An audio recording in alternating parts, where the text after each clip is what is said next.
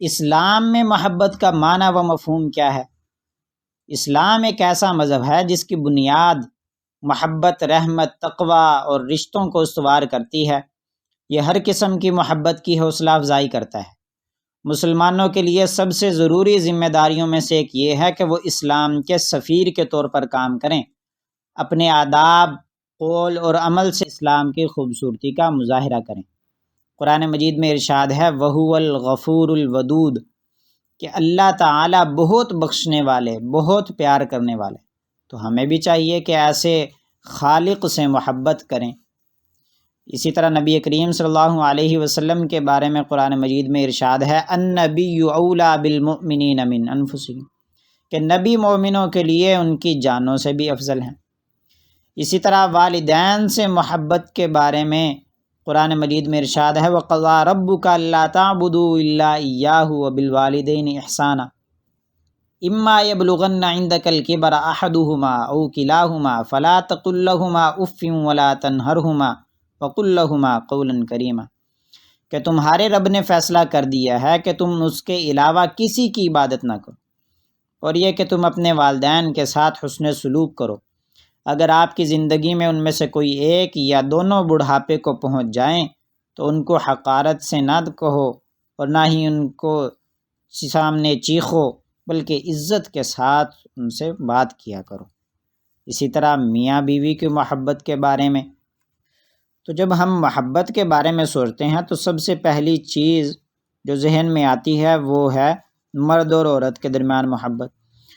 تو شادی سے پہلے کی محبت سے اسلام منع کردہ ہے۔ اسلام اسے شادی کی پاکیزگی کی حدود میں رہ کر فروغ دیتا ہے کہ میاں بیوی ایک دوسرے سے محبت کریں۔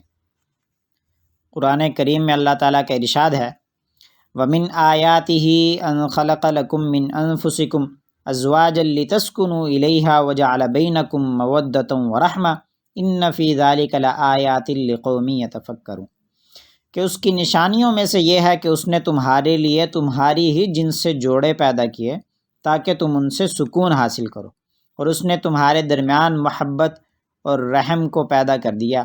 یقیناً اس میں غور و فکر کرنے والوں کے لیے نشانیاں ہیں۔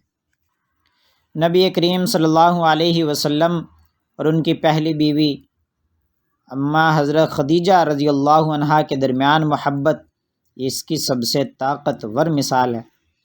نبی کریم صلی اللہ علیہ وسلم کے حسن اخلاق، کامل کردار، امانت داری، وفاداری، عاجزی اور ہر ایک کے ساتھ وہ حسن سلوک کی وجہ سے پیار کیا کرتی تھی۔ نبی کریم صلی اللہ علیہ وسلم حضرت خدیجہ رضی اللہ عنہا کو ان کے حسن کردار، فضیلت، فہم و فراست، شرافت اور ان کی حمایت اور ان کے یقین کی وجہ سے بہت پسند کیا کرتے تھے۔